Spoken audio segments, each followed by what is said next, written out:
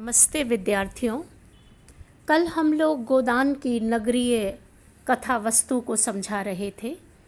और हमने आपको यह समझाया था कि नगरीय कथा वस्तु के जितने पात्र हैं वे सब नगर में रहने वाले उच्च शिक्षित और बड़े बड़े व्यवसायी हैं। उन सब का व्यवहार, उन सब का स्वभाव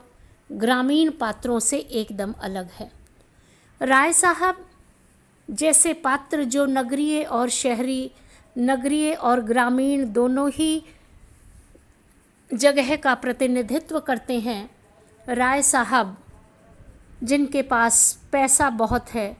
जिनके पास दिखावा है, जो काउंसिल के मेंबर हैं और जो अपने मनोरंजन पर मित्रों के साथ पैसा खर्च करते हैं और अपना मनोरंजन करते हैं। शहरी कथा वस्तु की प्रमुख घटना के रूप में राय साहब और उनके मित्र मंडली, राय साहब के मित्र मंडली के अन्य सदस्य हैं मेहता साहब, खन्ना साहब, मिस्टर तंखा, पंडित ओंकारनाथ, मिर्जा साहब, मालती और अन्य पात्र। मालती विलायत से शिक्षा प्राप्त करके आई हुई डॉक्टर है और आधुनिका है। मेहता, मिस्टर मेहता यूनिवर्सिटी में दर्शन शास्त्र के प्रोफेसर हैं। खन्ना साहब बैंकर हैं, मिल मालिक हैं। मिस्टर तंखा ऊंचे तबके के दलाल हैं। मिर्जा खुर्शेद लखनऊ की सबसे चलती हुई जूते की दुकान के मालिक और काउंसिल के मेंबर हैं। और राय साहब के यहाँ अक्सर समारोह में ये सब लोग एक साथ निमंत्रित होते हैं, आते हैं और गोदान में हम इन सारे नगरीय पात्रों को एक साथ देखते हैं। ये सभी पात्र एक तरह से अपने व्यवसाय के लिए और अपने स्वार्थों के लिए आपस में जुड़े हुए रहते हैं, जो नगरीय संस्कृति की विशेषता है। इनमें स्नेह और प्रेम का संबंध दिखावे का है और अपने पराये के बीच में ये लोग भेद करते हैं। आपस में मित्रता का संबंध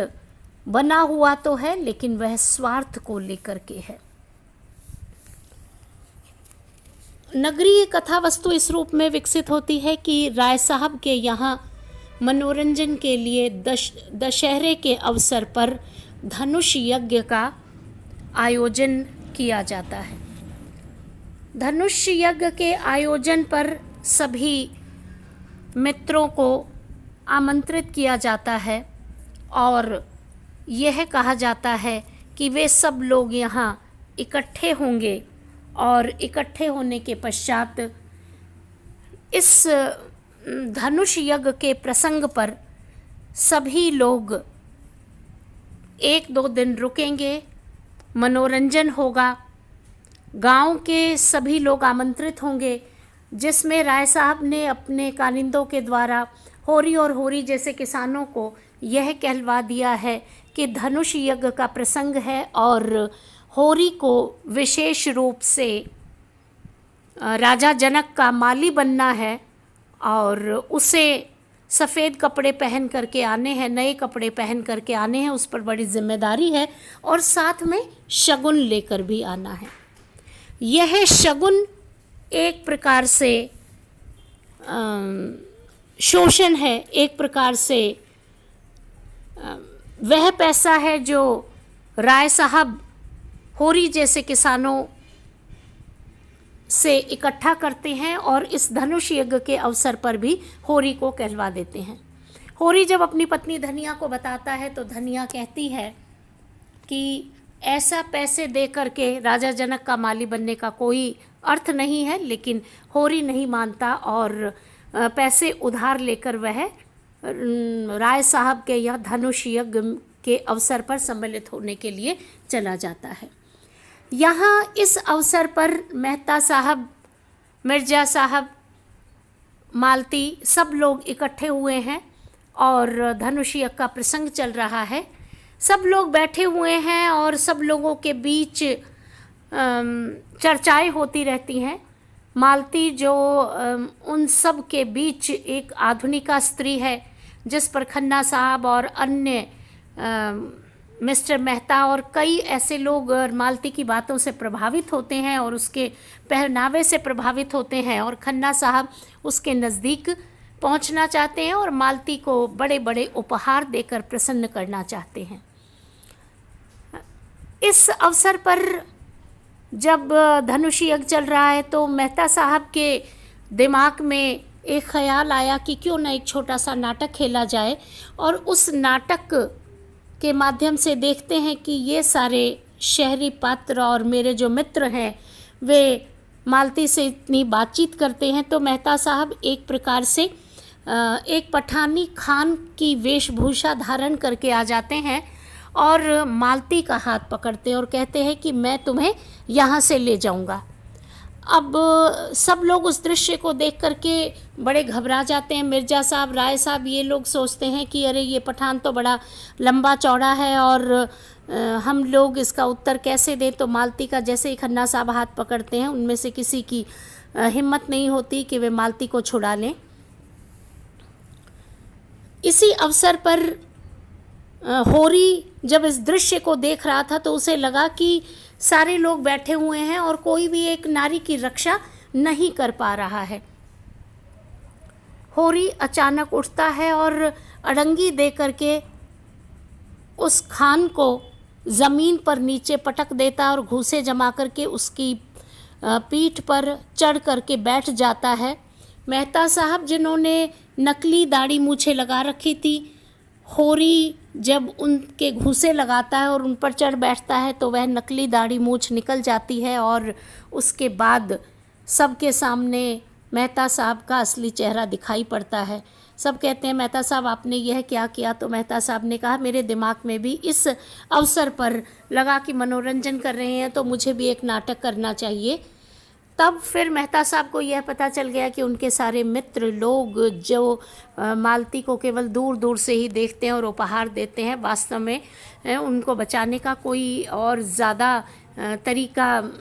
वे नहीं देख पाते और किसी के पास इतनी हिम्मत नहीं है। होरी से वे प्रभावित होते हैं और राय साहब भी होरी से प्रभावित होते हैं और कहते हैं, होरी को लगता है कि राय साहब और उनके मित्र मंडली ने उसको पूछा है तो यह उसके लिए बड़ी बात है। तो वह अपने गांव में अपनी पत्नी धनिया और अपने अन्य मित्रों से भी कहता है कि देखिए, मेरी राय साहब के पास कितनी पूछ है कि वे मुझ जैसे ही किसान को, राय साहब भी मुझे पूछते हैं और मेरी राय की उनके पास कीमत है और वास्तव में वे हम लोगों का भला चाहते हैं। इस प्रकार राय साहब का जो चरित्र है इस पूरे उपन्यास में इस प्रकार से दिखलाई पड़ता है कि अपनी मीठी बातों में, चिकनी चुपड़ी बातों में और अपने आप को एक प्रकार मज़दूरों का हित समझने वाले व्यक्तित्व के समान प्रदर्शन करते हुए होरी और होरी जैसे अन्य किसानों के सामने प्रदर्शन करते हैं। यह प्रसंग समाप्त होता है तो इस प्रसंग के साथ ही राय साहब और उनकी पूरी मित्र मंडली अभिनय के समाप्त होने के पश्चात वे ये विचार करते हैं कि हम लोग क्यों न 1-2 दिन पिकनिक मनाने के लिए गाँव का भ्रमण करें और वहाँ रह कर के एक तो हम लोग शिकार पर जाएं। शिकार का कार्यक्रम उन्होंने बनाया और उसके साथ ही गांव के भ्रमण का कार्यक्रम बनाया। 2 टोलियां शिकार का प्रोग्राम बनाया और वह शिकार